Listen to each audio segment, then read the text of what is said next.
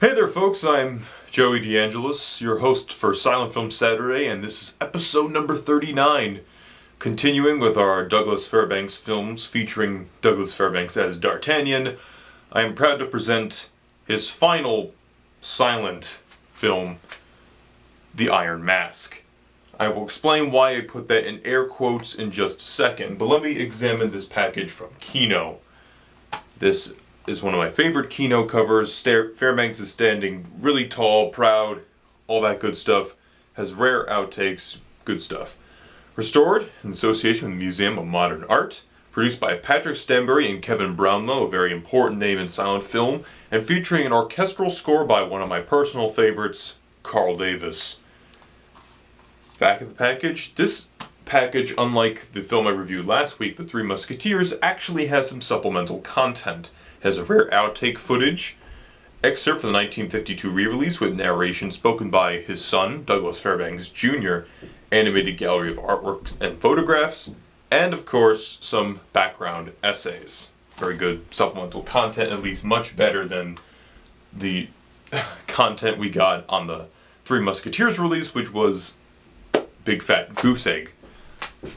And I think this film overall is better. But first, let me discuss this film.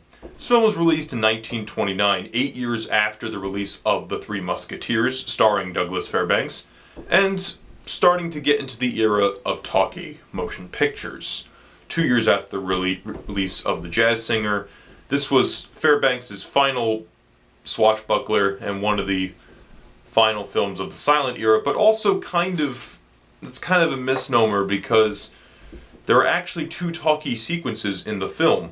When this film was originally released, it had a full soundtrack attached to it, and 2 bits of that soundtrack are made on this film, which are 2 scenes that include Douglas Fairbanks talking to the audience as D'Artagnan, explaining some parts of the story.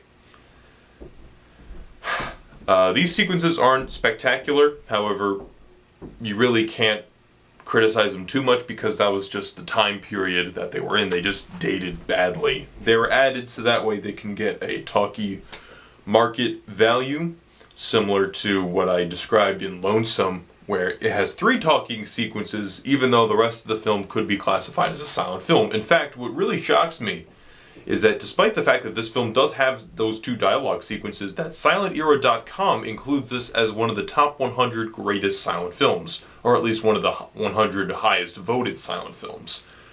Which in some ways surprises me because this is technically a mute talkie, but also the fact that this is a really good movie. And in my opinion, one of the finest Fairbanks films. The film continues after The Three Musketeers, and we have D'Artagnan and the Three Musketeers still working under the king. The king's queen gives birth to twins.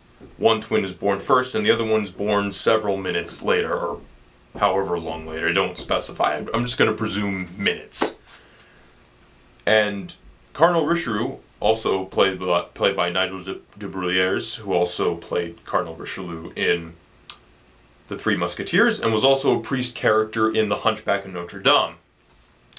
He has to cover the secret that the twin exists because there could be civil war, revolution, revolt, all those bad things could happen. So, what else happens in this film? Well, Douglas Fairbanks, love interest in the first film, also played by Marguerite de Lamotte from The Three Musketeers, also was in The Mark of Zorro with Douglas Fairbanks, is now forced to go to a convent because she knows the secret. And other people know the secret too, but only 5 people. And then Douglas Fairbanks has to, save the girl, obviously, and then his three buddies, Athos, Porthos, and Aramis, have to help him save the day. Unfortunately, the Marguerite de Lamotte character of Constance is killed, and Douglas Fairbanks is not aware of the secret about the twins until many years later. And he swears vengeance against Cardinal Richelieu, but unfortunately, Richelieu has the Three Musketeers hostage, and instead of killing them off, he separates the Musketeers from each other and has D'Artagnan as the guard for the King of France, Louis XIV. So For me, this film was much more interesting than the first one, because the first one dealt with an affair that the Queen was having. This film deals with the fact that there's another heir to the throne, and they have to cover it up. And to me, that's more infinitely fascinating than some romantic affair. Even though I don't mind romantic affairs in movies, it's just, this for me was infinitely more compelling when I was watching the film.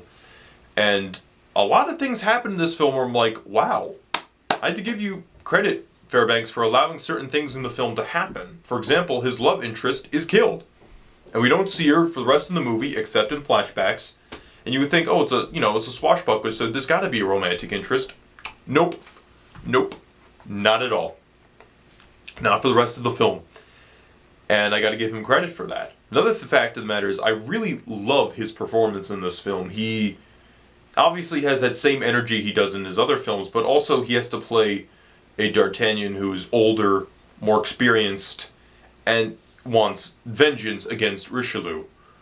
So I thought he played that very well. And the makeup in this film is also extraordinary, because with the makeup they're able to make the Musketeers, D'Artagnan, and Cardinal Richelieu much older. And I really felt the older makeup really works for the film, and it kind of rewards you for watching The Three Musketeers and knowing these characters. I really love sequels that do that. That could play, if you didn't watch the first one, but are exceptional if you've seen the first one, especially considering the first one isn't the greatest movie. This film makes the first one better because it makes the first one a more rewarding experience. I like to say that the Carl Davis score is exceptional for this film. Like I said, this is a new orchestral score provided for the film. This is not the original soundtrack that was used for the film, but as usual, there's an air of excitement, adventure, and grandeur to Davis's score, like many of his other musical scores. And it really is one of the highlights of the film. Another element that I did enjoy for the film was the ending. The ending title card for the film, which says "The Beginning." And I'm not going to spoil anything, but the ending I really enjoyed, and I was not expecting that to be the ending of the film. But it is the ending, and it is a fitting ending for the final swashbuckler adventure for Fairbanks, and also his final quote-unquote silent film, because we're in a new age of talkies, and the title card that ends the film is "The Beginning," which is really funny because this is towards the start of the sound era and the conclusion of the silent film era. I would have to recommend this film wholeheartedly. I'm really looking forward to the next time I view this Three Musketeers adventure, and I really recommend that you purchase this DVD edition from Kino with the Carl Davis score. Next week I shall be talking about the Lon Chaney film, The Trap. I'll see you next week.